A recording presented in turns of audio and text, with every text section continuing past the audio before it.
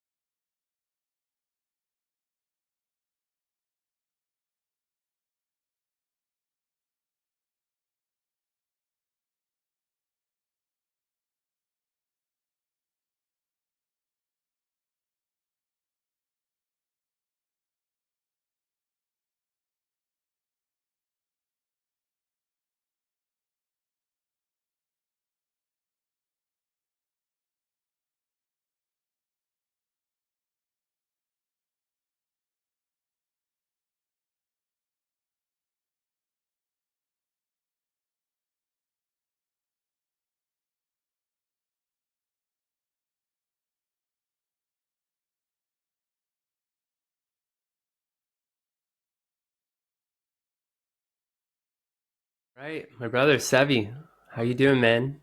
Yeah, I'm doing great. I'm doing great. It's great to be here. It's not so beautiful spring day here in Southern California. We haven't really gotten spring yet, but all in all, I'm blessed and honored to be in a happy, healthy body, which is a gift. Beautiful.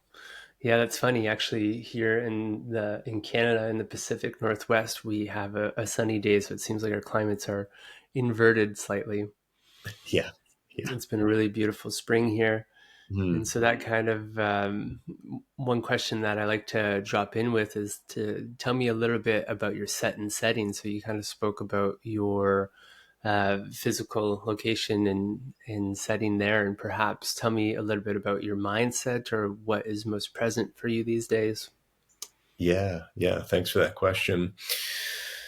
Yeah, in terms of my mindset, overall, I generally my mind is in a pretty good place. I think I, as any other human being on the planet, has our little internal dialogues that could look like, some self-limiting beliefs, or, you know, less than ideal, narratives that are running, through our day to day. But all in all, I'm in the moment right now.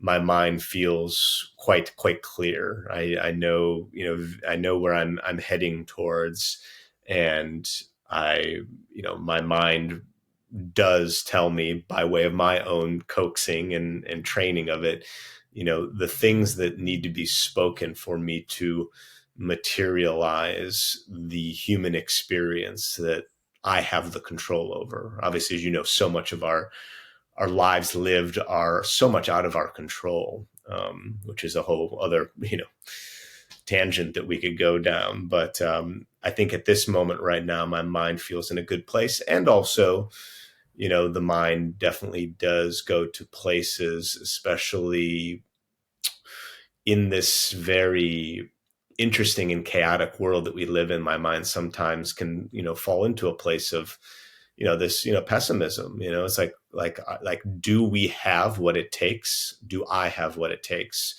to right the ship when it falls, or to bring a more harmonious, workable future utopian, or maybe not even a utopia, maybe just somewhat more workable world than we live in right now. So, my mind can fall into those places, especially when the outside influence gets too strong. But generally, if I'm with myself and no other,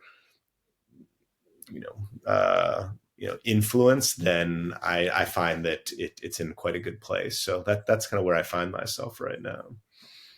Okay, wonderful. Yeah, you opened up a fairly broad scope there.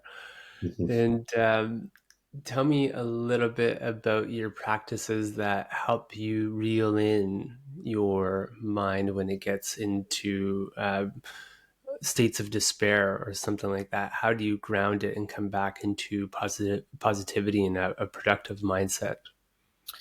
Yeah, I think the big thing, bro, is that it's a lot about boundaries, because I find that my mind usually gets muddled when I'm absorbing too much external stimulus.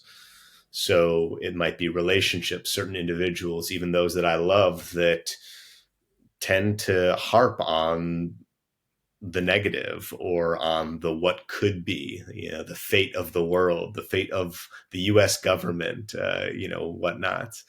And then also, too, the absorbing too much information from social media platforms, and observing so much of what's happening outside of myself. So I think that would be number one, is the boundaries, setting boundaries on certain things, newsletters, again, news media, all that stuff.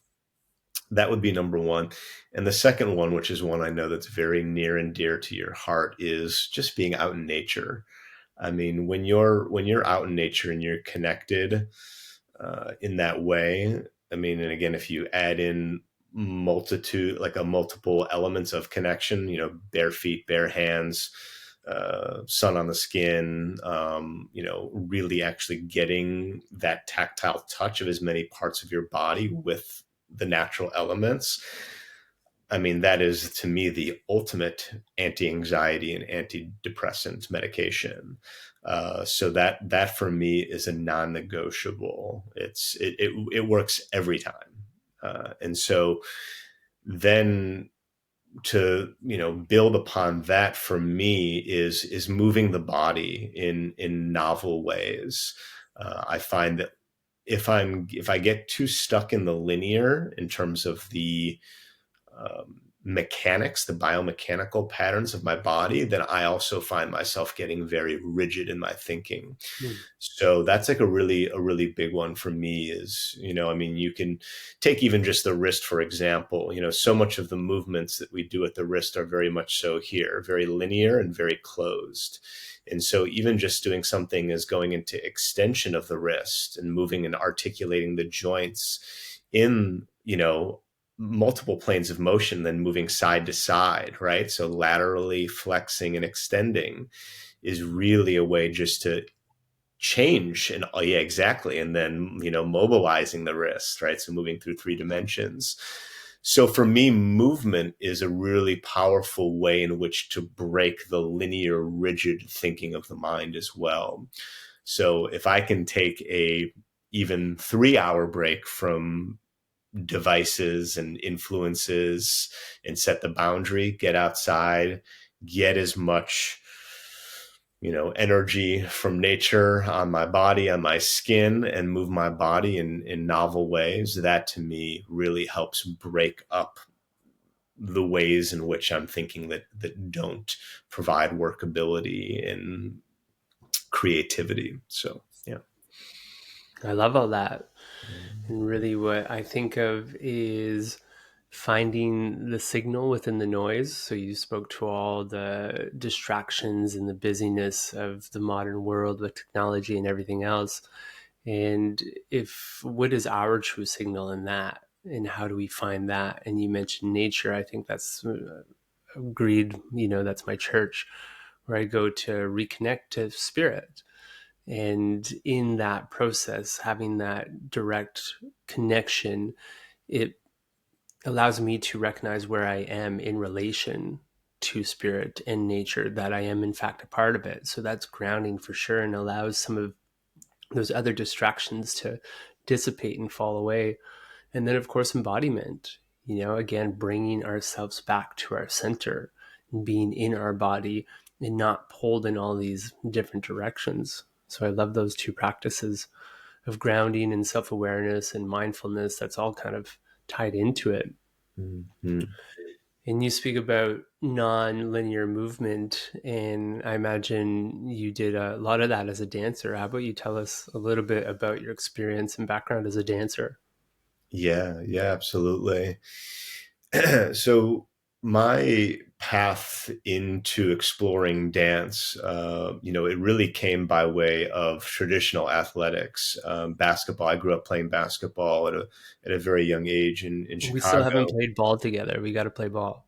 Oh my God, man, absolutely. That's so funny. It's like am so not like every time you tell me that, it's like I'm so not surprised that you play ball, and then it's like, oh yeah, Kyle is this like very dynamic individual who like can climb up mountains and do incredible things, and then also like has, you know, I'm sure a totally sweet stroke, and so like yeah, I'm very excited for that. So yeah, basketball was to me, for me, basketball and dance have a lot of carryover. And so there was no surprise that I got into dance because of basketball's element of style. For me, it's the ultimate style sport, right? Because there's Mm. such a way that you can maneuver the ball in such a way in which you can navigate around and kind of in this dance with other players, you know, with your teammates. And so for myself, I love the game of basketball and the way in which you could kind of present your own style. And what it was that I experienced is growing up in inner city Chicago and playing basketball. I grew up around a lot of young Black men. And within that, there was such an integration of rhythm in, you know, their Mm. culture. And so even though, you know, we were playing basketball and it's a very rhythmical sport, there then, you know, we always had a beat, you know, a boombox playing. And so like in between games, you know, they'd be like dancing and freestyling and moving. And I was always so enamored with their ability to like keep a beat and to like keep rhythm, and like for them to like also move their body in really like novel, unique ways. And that really kind of opened my mind up of like, wow, like look at all these other ways that you can move, and then also move in harmony with a bass line or with, you know, whatever other element of musicality or, you know, music that was playing. And so that really intrigued me. And in conjunction with a body of education that I was doing at the time when I really started to like be curious about other forms of movement. I was going through this course called Landmark Education, which is a Mm. transformational body of work that I got introduced to at a young age. I started to basically dismantle this narrative in my mind that I wasn't good enough, that I wasn't capable enough. And so I was like, okay, well then if I am good enough, then what could be possible? I was like, oh, well then maybe I could dance. Maybe I could dance if I was felt good enough about myself. And so that's where the whole thing began from speaking about mental, right? We were talking about the mind and thought, having a rewiring and reframing of the way in which I perceive myself through my mind, and then also setting myself and being in an environment that inspired novel movement, and inspired the potentiality of dance. So bringing those two elements together, that's when I started taking dance classes at about 16, seriously at 16. I took some classes when I was like 13, 12, 11, 12, but like it was more just for fun. But then I fell back into it at 16 and got serious about it. And I just, yeah, I mean, we could talk for hours on that. But that's where it all began. That's amazing, and I love the correlation between basketball and in dance, and it made me think of the N1 mixtapes. You Oh remember yeah, those? of They were so course. good. So And good.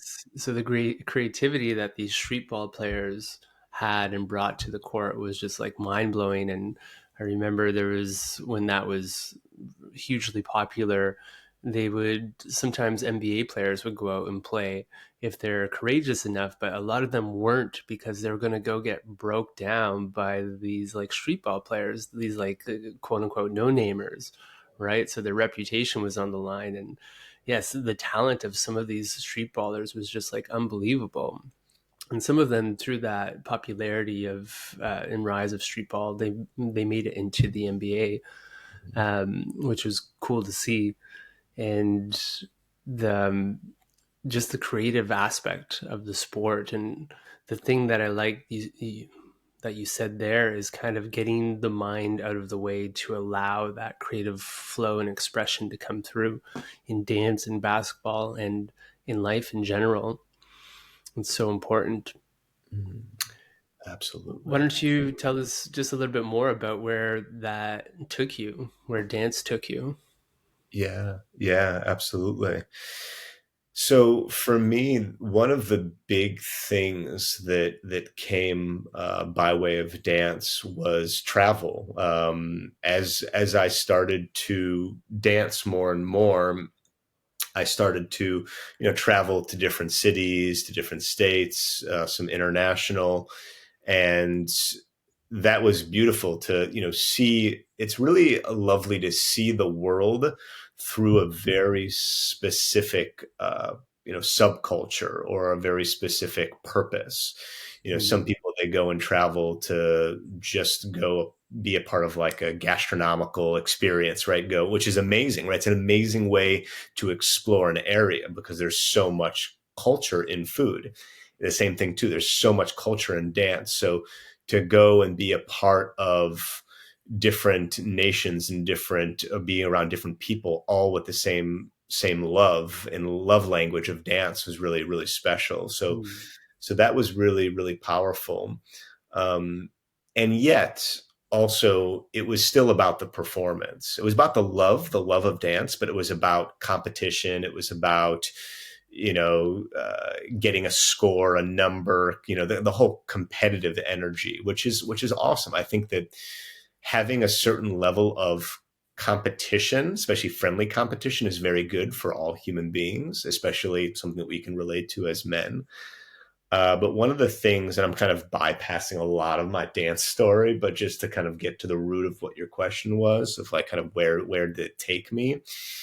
It took me also very deeply inside, especially it took me inside of like, am I good enough to be a professional dancer? As I saw so many friends move from Chicago to LA to pursue a career in dance, to become somebody, right? It was all mm, about like, once I dance backup for Justin Timberlake, then I've made it. Or once I make it on the, Verizon ad, that's how I know I've made it. Is once I've booked. That's like the big word they use in dance, is like, oh, I'm booking, constantly booking jobs.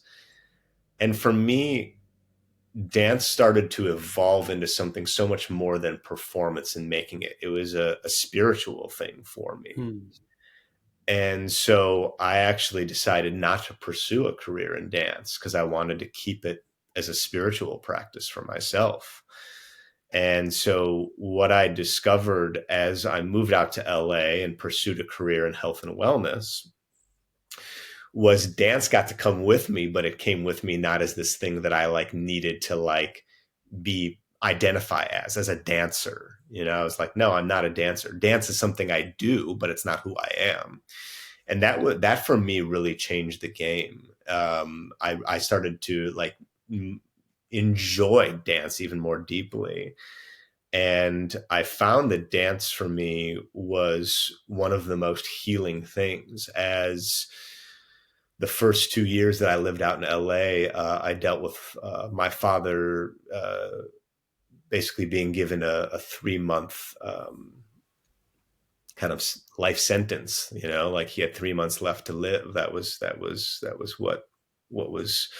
um, what was so. And dance for me was the thing that really allowed for me to navigate the impending loss of my father. And then inevitably when he passed away, like I like mourned so deeply through dance, and like that to me was like everything. It was so vital for me. And that was the case with a lot of relationships, a lot of like heartbreak, like, I mean, some of my best dance sessions and freestyle sessions were around heartbreak and pain and sorrow. Right? I mean, I think some of the greatest music that gets created is around heartbreak and sorrow and depression and all of these things. It's but not to take this down a tangent. Like, I wonder if there wasn't so much pressure on an Amy Winehouse or a Kurt Cobain to perform and make music, if they would still be alive. I Hmm. like to think about that a lot. I'm like, what if they just used their art for their own healing and not for the sake of performing? Like anyways, that could be a whole dialogue in and of itself. But I think about that and I'm like so blessed that I changed my relationship with dance to be this healing modality and to navigate the hardships that I was going through. And it really, kept me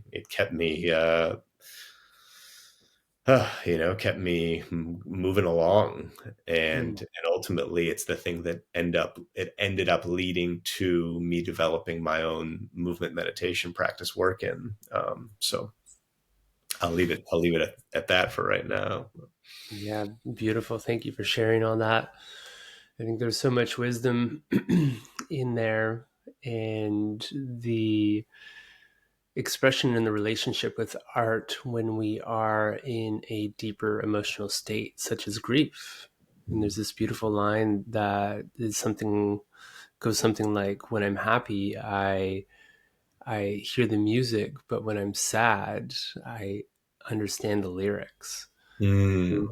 It's those deeper emotional states that take us into deeper aspects of our own consciousness, where then things become a little more rich. And then also the wisdom of processing energy, the energy of emotions in our body through movement. And I'm thinking about a book of Will Taggles, who was a psychologist and then also got introduced into indigenous wisdom and kind of merged with the First Nation culture and had his own First Nation elder named Bearheart. And when Bearheart was young, like less than 10 years old, he lost his father. And his elders made him dance for like 3 days straight. They're like, we could see the amount of grief in you right now, and you need to process this energy. And they just made him dance and dance and dance until he was through it. And that allowed him to move forward as a young boy without a father, which is a really challenging thing to do, and I could relate to that. Not having lost my father, but not having had him present in my life, Mm-hmm. it had its challenges. Only that I'm only really recognizing the depth of in my maturity. I wasn't so aware of it then. It was more of a subconscious thing. But for Mm-hmm. any boy to not have that father figure is really, really challenging. Mm-hmm. Absolutely. Absolutely. Yeah, just one little other touch point on that is that, I mean, it just really goes to show the depth of connection that, First Nation cultures and indigenous people have around movement. I mean, it's like that those four or five questions. I think it's four questions that a medicine man, medicine woman will ask someone coming to seek their counsel, right? Is when was the last time, or when did you stop dancing, right? And it's like there are so many people that don't do that. They don't dance at all, right? That because there's this fear or this insecurity, but yet it's like dance doesn't need to be this performative thing, right? It could just be literally shaking your body. Like that can be a dance, right? I mean, that's essentially what, as you know, like what a zebra or antelope will do when it gets away from a prey or from a predator, excuse me, is it'll shake its body to move the trauma out so that when it has to run again, there's no impedance in its fascia or muscular skeletal system because the trauma has moved out. And it's like we don't we don't do that as a collective, and yet we should. It's probably one of the most important things to do in my perspective. So yeah. Yeah, we should shake it out every day. Yeah, If you're going exactly. out there in the world and being inundated by all those external energies, like come home and shake it out. Mm-hmm. Mm-hmm. It's been a journey for me to get to a place of liberation in dance. And one practice that's helped me get there is ecstatic dance, Yeah. where nobody gives a shit about how you look. It's like the crazier and weirder you look, the cooler you are. It's like just let it go.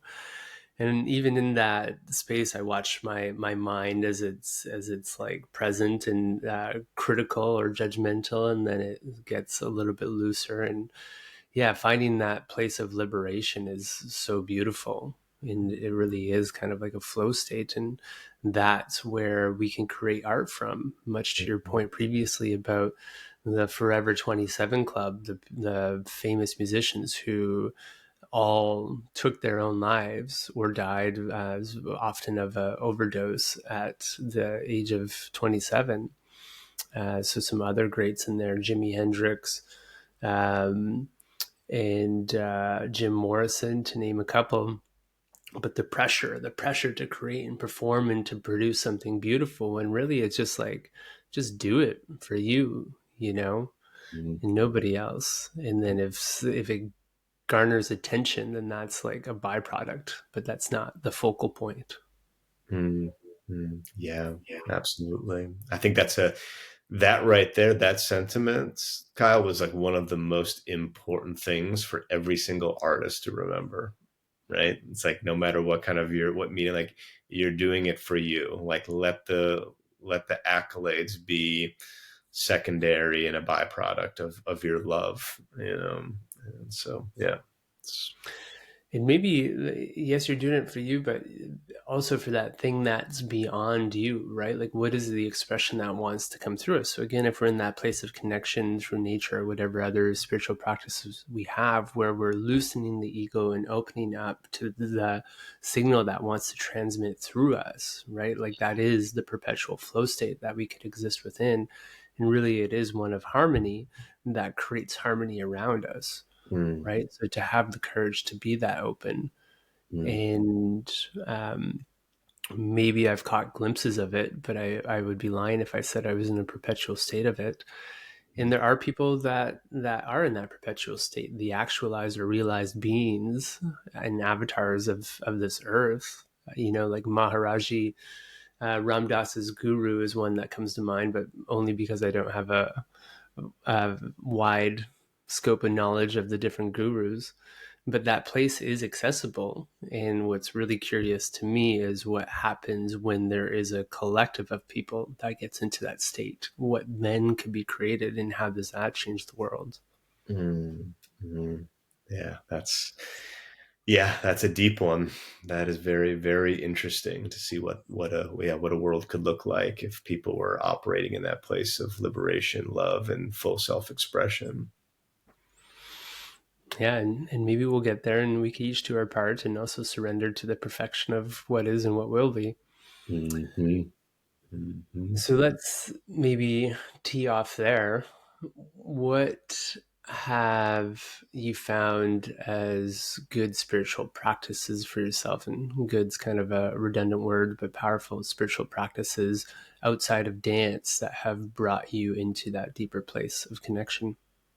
Yeah, absolutely. I mean, as I mentioned before, like you said, like nature is your church, and I find that to be the same as well. Like especially like in like really awe-inspiring nature, like making sure that I get out to really, really just like dense land, or like just really deeply beautiful land, amongst trees or big stones, like just getting away from the electromagnetic signal and into our own energetic signal and antenna. For me, I mean that really is a big one, is like getting into that space and in that environment. Has been I feel that connection and that union experience when everything else just falls away. It's like a removal for me. Spirituality is a lot about like not a intentional removal of things, but putting oneself in a space to allow for the things to fall away. And that, and then also working with plant medicines have been a huge advocate for me, connecting with the greater mystery, great spirit. And um obviously it's becoming more and more in vogue and a trend now. And yet it's for understandable reasons as to why. I mean, when I'm in those places, it really brings me to a really deep place within myself, and like understanding the beauty in all of the parts, right? Because sometimes when I'm in my day to day, kind of maybe a little mundane kind of life, it can kind of dampen a bit. But when I utilize these plant medicines, especially stepping into ceremony with time away, it really reinvigorates that connection. And I think that it isn't to say that it's a necessity in the world that we live in now.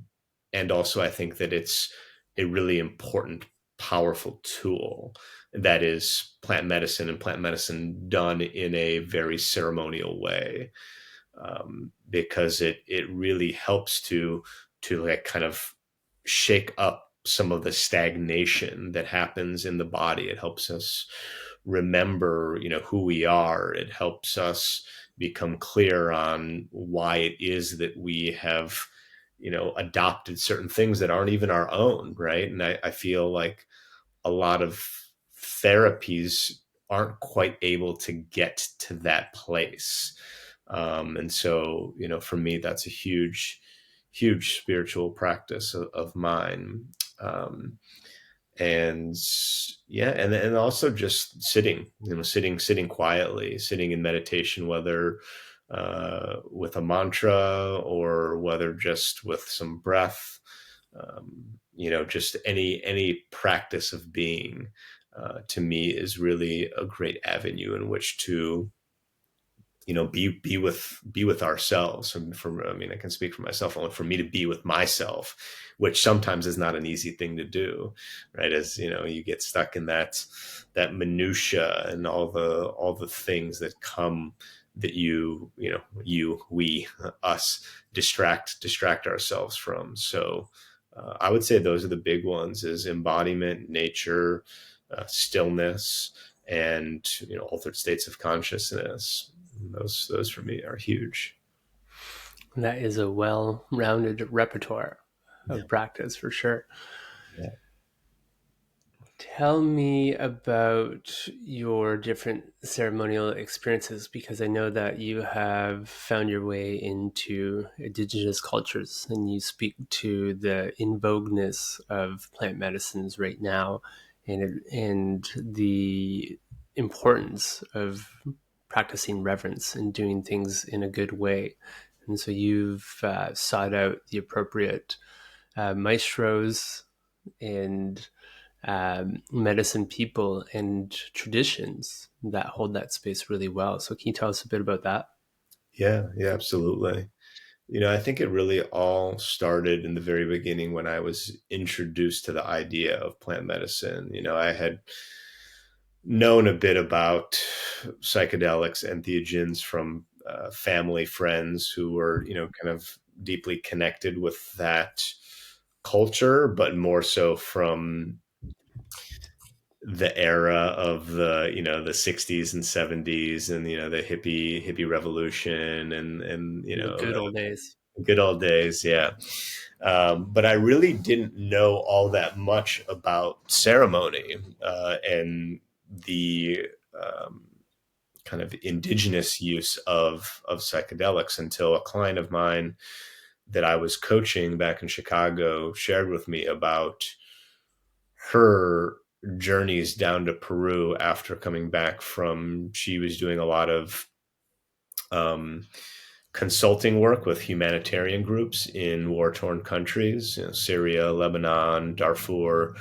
And after she would come back from these traumatic trips, she would have to go down to Peru to like cleanse herself of like all of this horror that she was witness to.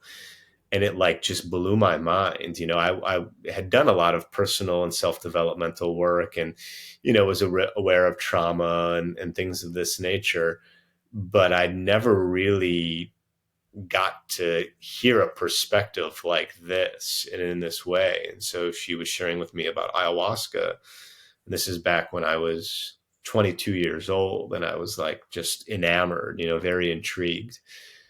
And so, fast forward to when I was 27 is when I went down to the Amazon to do ayahuasca for the first time. I knew that after doing as much research and understanding that it was very important for me to go to the source, to like where, or as close to it as possible.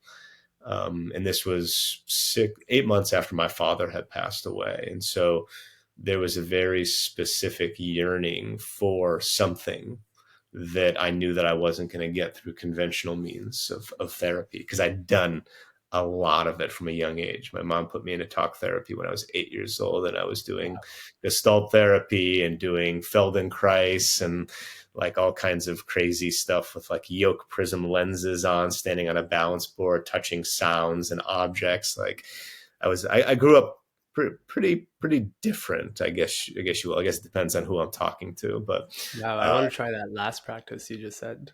yeah, it's really, really interesting. We had this amazing therapist who did like all of this visionary vision work with like different glasses on and different like attuning to senses and stuff. It was, yeah, really cool stuff.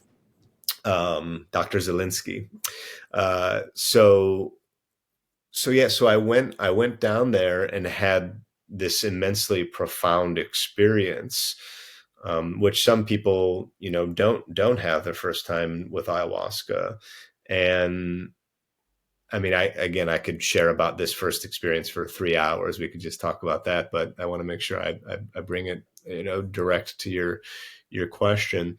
But I think within that experience, I saw the magic of the artistry and the indigenous connection to plant medicine. The maestro, or I would say, he was a little bit, because his wife wasn't very happy that we were there, because she basically had said like not to serve people that weren't of the community anymore. Mhm.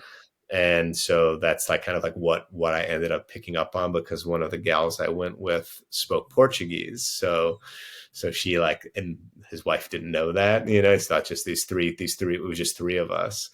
And so I was able to, kind of get filled in. And so I realized how sacred this medicine was, where it's like, Mhm. oh, this isn't just something that is an experience that you just go to do for no reason, and also understanding the kind of a little bit of like what's happening from this family's perspective.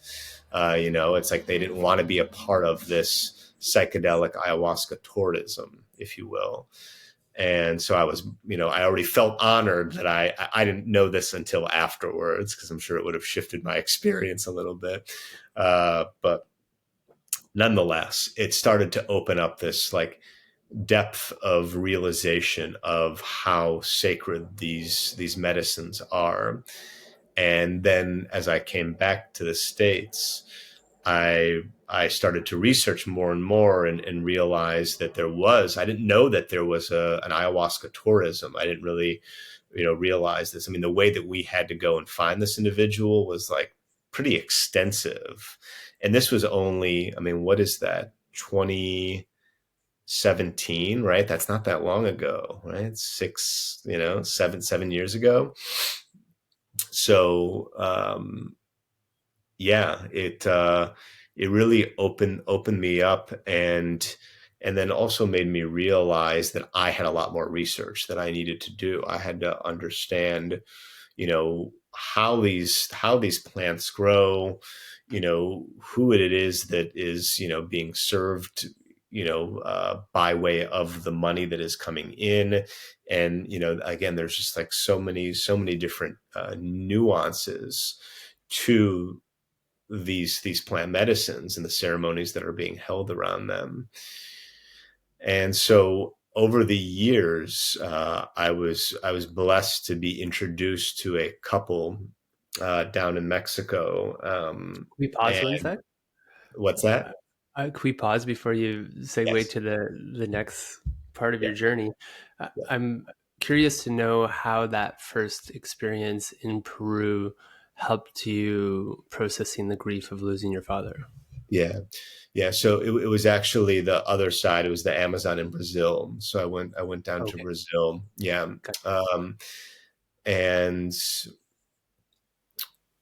oh man, yeah, I didn't really have that much I didn't know what I was getting myself into, right? I really had only done a few psychedelics, mostly just mushrooms in small-ish doses at music festivals, and wasn't well aware of the magnitude of and the power of this experience.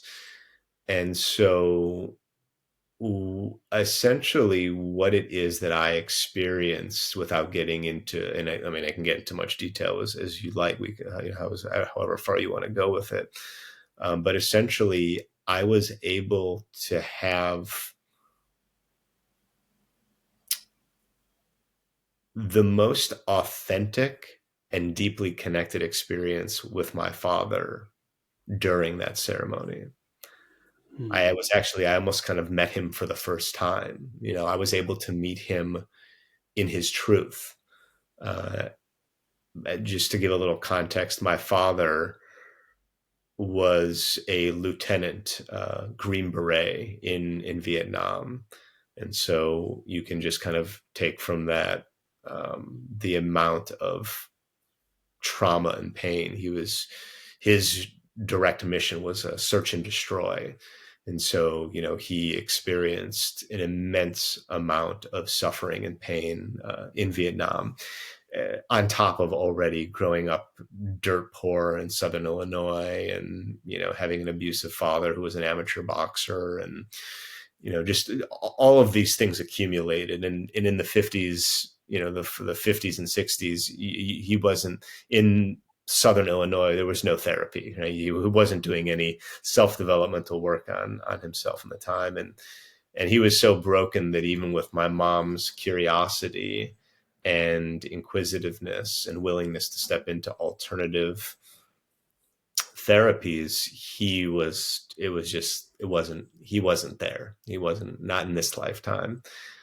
And so in that ayahuasca ceremony, I got to be witness to him fully healed. Hmm.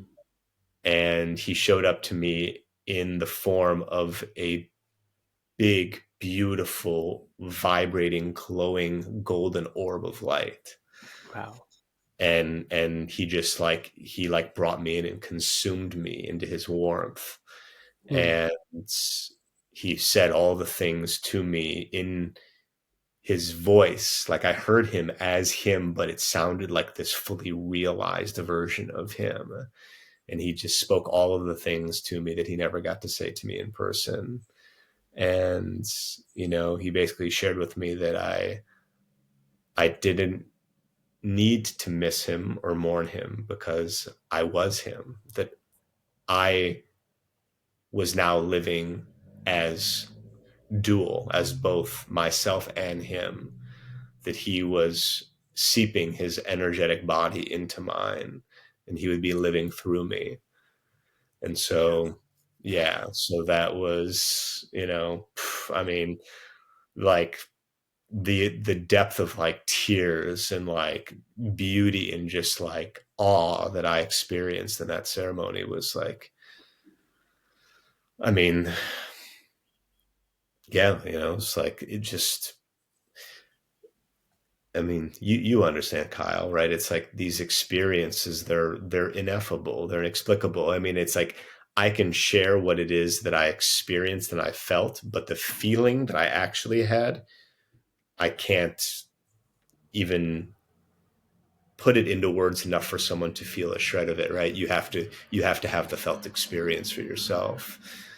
And Well, I so, would say that you did a pretty good job because I did feel some of it. Obviously, not mhm. what you felt, but I felt the significance and the truth as well, and the power of that experience. So there is power in the transmission that we can provide people with as we share our stories. So thank you for sharing, and please continue.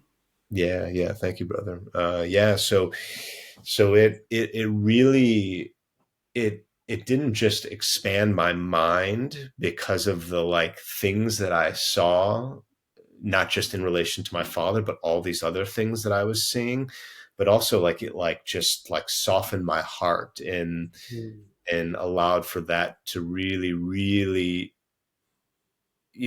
sink in the magnitude of around death. And it was like that, even though my father's physical body isn't here anymore, like he is, like he's in and around me. I can like speak to him and call to him. I feel him when the wind blows, I hear his touch every time that I am going through a very deep cathartic experience in ceremonies now. Like he's always there.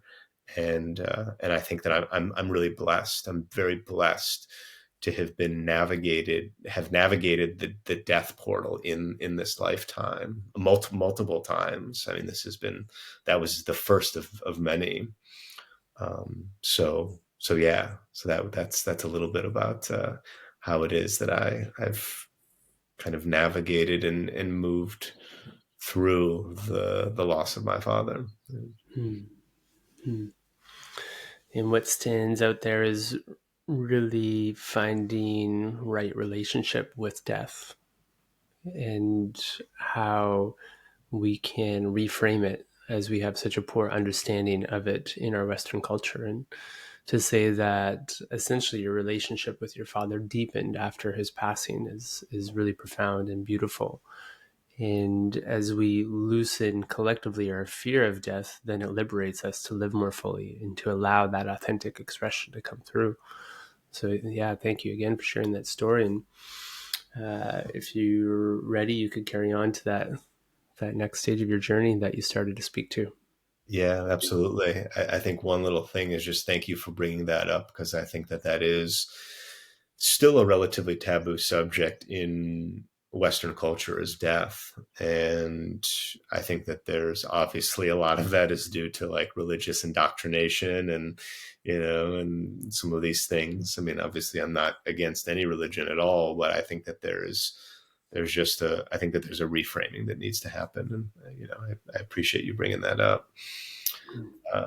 So yeah, so the continuation from there led me to meet a really beautiful couple that really is a steward of the medicines in general, especially bringing together and melding the Western psychotherapy with the shamanism of both, the peyote roadmen of, the Lakota tradition in North America, and then also with the Shipibo tradition of Peru. And so for me, I was blessed. I was blessed. I mean, I'm so thankful to have met Armando and Anya, and the work that they're doing, because they meld. I mean, what they do is intercultural medicine, and they're melding all of these elements together to pay homage, first and foremost, right? Paying homage to the old ways, while also inviting in this beautiful melding and expansion upon what already is. And so that to me really opened my eyes of like seeing and being a part of the peyote ceremony, and doing it also in a very unique way. Is generally it's a teepee ceremony. You're upright. You're either seated or on your shins and your knees. It's very very regal, as I know you've experienced. You're well aware of, and there's a lot of beauty in that. And and then also too is that Armando has really provided another beautiful lens for people maybe that aren't capable of like stepping into the depth of how would you say it's yes, tradition, but also like some people just don't have the physical capacity or the willingness, but yet can benefit so deeply from these medicines. So that's kind of where like the old, but then also the new, like, okay, like we can adapt, we can shift, we can move. And that's really what it is that I have been under the tutelage of, with Armando and Anya, and seeing them draw in all of these different indigenous people, whether the Hunikun from Brazil, or bringing the Yaqui, which is an indigenous people of the desert regions in Mexico, and bringing in the Lakota, to their land, and doing all of these, this intercultural work. Because as I'm sure, Kyle, you found that it can be tricky as a white man who really feels called to connecting with this path and this way, this good way, with being like it's a tightrope walk. And that was a conversation that I had with Sandor, who's this Lakota elder who I met. And he said it's cultural appreciation, as opposed to cultural appropriation, because some people have good intentions, but they appropriate, not knowing any better. They don't know like where the line is. They don't know how to walk the tightrope, right? And that's what it is for people like yourself and myself to do. Is like there's a very important mission that we have here, and that's to be the kind of like a cultural liaison through appreciation. We're not out here wearing feathers and headdresses and trying to act like we are the stewards of this medicine. And like, no, we're the supporters to get people who are curious, that want to make a difference in the world by way of appreciating indigenous culture and understanding and doing the research and questioning their own beliefs. And so, that's kind of the initiation that I've been going through, is like realizing where I've benefited from my privilege, but also not damning myself for my privilege, because I feel like there's a lot of that happening in the cultural sphere right now, especially if you're a white man, middle class, like you should be ashamed, and it's like, well, that doesn't help anyone. Like, I don't Mhm. want to be ashamed. I want to, like, use my privilege and like be grateful for the life that I've been given and the path that I've been given, and doing the best that I can, walking in a good way, as we mentioned. So that's kind of the big things that comes up for me right now is just learning and reading and educating and exploring and understanding. I have my this book that I've been reading, which I think you've probably read this already. um, and it says, right, do you know this one? Can you read it? The video is blurry. Lame Deer, Seeker of Visions, John Fire Lame Deer and Richard Erdos. I don't know it actually. Yeah, so it says that it's fiction. I don't know if it does that for like just certain reasons to like not bring too much attention to, but this is real. This all of the things in this book happen. Like I just know it in the depths of my heart. Mm. And so it's like, again, doing this research and again, it's not that reading one book all of a sudden, is a validator for your journey and your path. Like, it within your heart.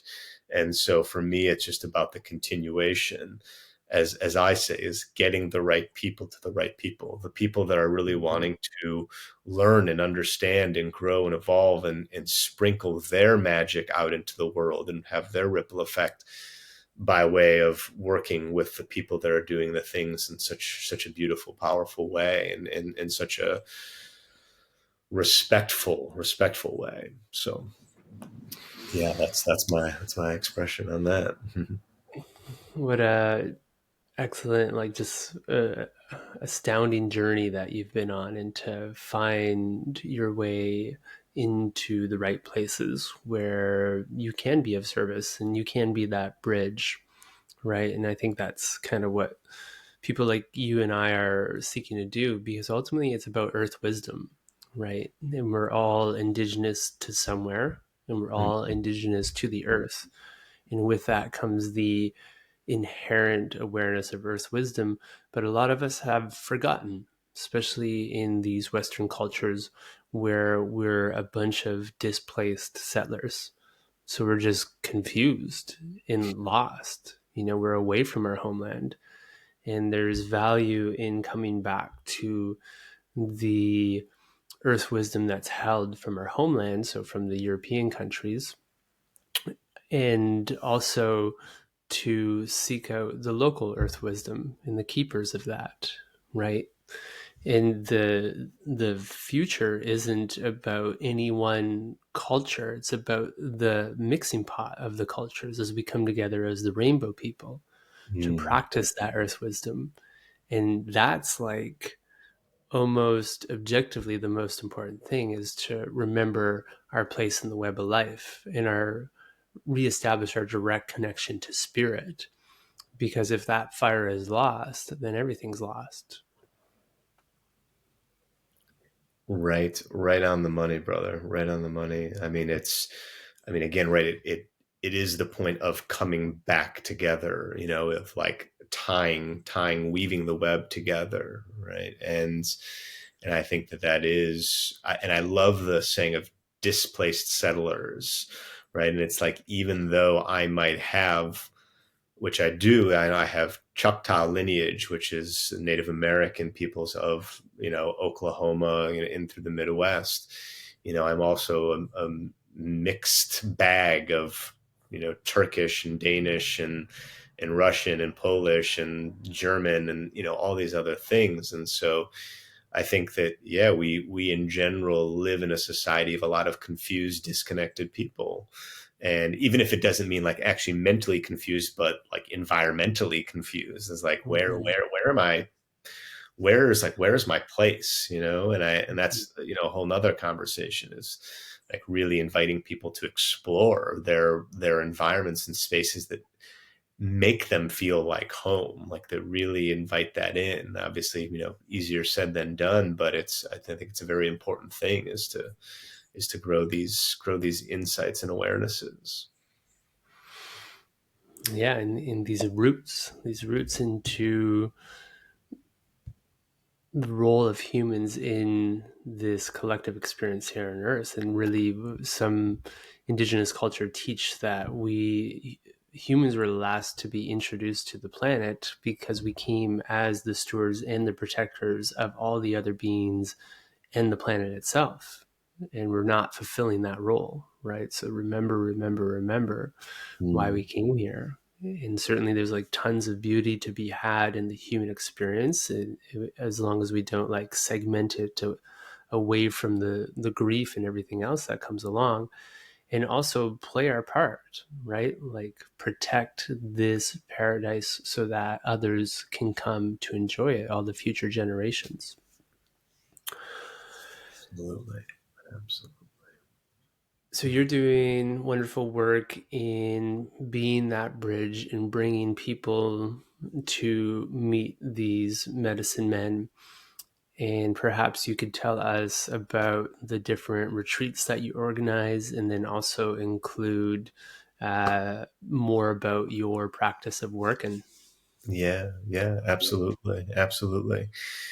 Yeah, well, I will speak, very lightly on the immersions, just as um, I don't want to speak too much on behalf of Armando and Anya and share anything that, they would like to kind of keep as a very individual connection. Obviously, if anyone listens and they'd like to reach out to me, I'm sure Kyle will, share my touch points of contact, and I'll be happy to share more.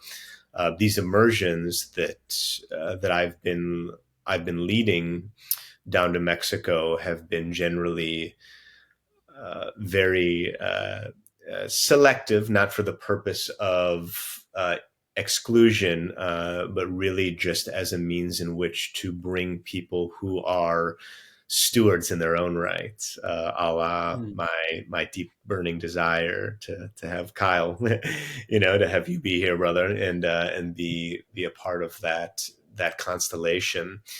Um, and essentially just to share a little bit more about Armando and Anya. They're doing a lot of work as far as legalization of entheogens in Mexico, and really trying to change the paradigm of how these things are approached and navigated, because there's a lot of people that are looking to do really powerful work that are not able to do so because of the confinement that is happening. And obviously, we're going through quite a big paradigm shift, but yeah, they're really up to special things. And so these immersions are a melding of all of the different elements that are a part of holistic healing. So everything from Gestalt therapy to indigenous plant medicines to me bringing my element, which is my practices of working as Kyle, you were mentioning different embodiment practices, different breath practices to help balance the masculine and feminine, which is very much so needed in general, but then also in the realm of doing this deeper work. And so, bringing groups of about 15 to 16 small groups down to this land to be a part of these 5-6 day journeys that meld all of these different practices together, amongst being on the sacred land where the sun dance is held, the Takali, which is the sacred site, where the vision quest is, and where the sun dance is, and then also just being a steward of the land. There's a biodynamic organic farm on the property, and so everything is about regenerative work. Everything is helping one other thing. Everything is like kind of funneling back in and on itself. And that to me is a really beautiful system to operate within. Is a system that is continuously serving and emanating out beautiful energy, beautiful frequency, a lot of workability, which is a huge term that I use a lot in my work. Is that either something is working or not working. We want to get into, kind of the understanding of things. And sure, there's a continuum, right? There's gray area, but I think sometimes when we can say, all right, well, is the way in which I'm connecting with spirit, is it working, or am I not feeling that connection? Okay, I'm not feeling as connected as I'd like it to be. All right, so then what are the certain elements and practices to get back to that place? But I digress. In relation to these immersions, it's really just an opportunity to be, right? To be with the beauty of the land, to be nourished, by the land as far as the food goes, and they have a staff that's cooking these wonderful meals that are dieta based, so they're all very sattvic. They're very no spices, no highly energetic foods, all very light and easy, and that just really opens one up to be able to have a deeply felt experience, whether it's something to be remembered, something to be healed, or an expansive way of being to come about. And so then that, and then we also do the Lakota style sweat there as well, which is really special. And that's where that kind of intercultural element comes in, right? Is very, very rarely will you sit in ceremony with medicine, especially with ayahuasca, and then also sit in the sweat as well. So that's a really cool opportunity to be a part of that. So yeah, a lot of beautiful practices, and yeah, that's essentially what we do there, and it's nice because those resources that go there are melded out into helping support other indigenous communities, and so again, there's that reciprocity. It really is beautiful. So yeah, so that's a little bit on the immersions. I mean, if there's more intrigue from the listeners, and you want to learn more, you can obviously contact me. But try to keep it Excellent. pretty quiet. And you gotta also tell us about working. So the work you do locally with clients, more locally to you, your personal practice. Yeah, absolutely. Yeah. So as I was mentioning before about my background in dance, I found that a lot of people are very intrigued with, alternative movement, three-dimensional movement, intuitive movement, dance, exploration and self-expression. And so I really wanted to create something that was like a foundation for people to really understand this amazing machine, this amazing tool that we have that is our bodies. And so I developed a practice that also is a way of being called workin. So WRKEN. So it's the opposite to working out. It's this concept that one of my mentors, Paul Chek, coined working in, which is this idea of slowing down, softening, right? A very yin, feminine, kind of approach to movement. So essentially, I took that concept and then I took influences from dance, martial arts, Tai Chi, Qigong, and I melded it together in this modernized kind of movement meditation, if you will. And that for me has been hugely and deeply touching for my own healing from injuries, by way of mobilizing the joints, because it's all about the articulations of all of the, big primary joints, from the wrists to the shoulders to the cervical spine to the trunk, the hips, the ankles. And all these areas are related to energetic centers as well. So when you start to move them slowly and softly and explore them, and then also you start to breathe into the joint spaces and into the tissue, it allows for this kind of openness and expansiveness, which is, to me, I think, is the only way to connect with spirit, is if you're open. If you're closed and contracted and even just in the body, your mind could still be open, but it's hard to allow in the immensity and the magnitude of something that is so much bigger than us as humans. And so working is a practice of healing joint pain, and it is a practice of mindfulness and calmness, but it also is an opportunity to deepen into a state of union and connection with Great Spirit. And so that's something I've been developing over the last 5 years to help counterbalance the masculine background I have from my personal training of like functional health and functional fitness and core training and, nutrition and kind of these more mm, kind of well-known elements of holistic health. But then there's this whole area of the feminine, the softness, the sweetness, and that's really what's needed in this world now. We've been living in a very patriarchal society that's all about accumulation and pulling and stripping and all of that. And that's kind of the expression of what we would say the wounded masculine, because I think toxic is not really a workable word to use. That's not toxic is not a masculine or feminine thing. It's more of just this kind of more of a dark kind of unworkable, if you will, language. And so the wounded, right? The wounded is just that hurt part of ourselves that show up in the way that a lot of society has operated. And so working really feels like an antidote to that.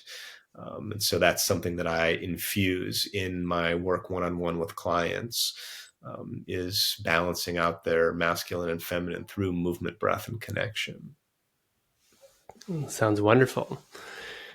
It's interesting to think about the unbalanced patriarchy and promoting softness, but with that softness doesn't come passivity. So thinking about like the divine feminine and that mother bear ferocity with which she would defend the things she loves, right? Like her cubs if they were ever in danger. So yeah, the feminine energy can also be a destroyer when pushed to that edge, right? So finding that within us as well, as we do find the balance. And I also love that you spoke to like opening up our physical vessel and our mind so that more spirit may come through. And that's like the whole point of all the work, right? Like do the healing to clear out the clutter, to open up to spirit more and more. And that just like propagates collectively. Absolutely. Absolutely. Yeah. I love, propagates is a perfect word to use, right? Because it's just expanding, right? Expanding out. You have to open to expand, right? And to spread out. And so it's it's a very important element. And also I love that you bring about the feminine can have that intensity as well, right? It's like the defending what's right in the world. And I think, right, ultimately is coming to that balanced place so that when you need to push the dial a little bit more into a deeper restoration. So it's, for example, right, when you're sick or when you're burnt out, it's hard to be ferocious when your body is beaten up or broken down. And so it's like, okay, well, it's time for some feminine restoration.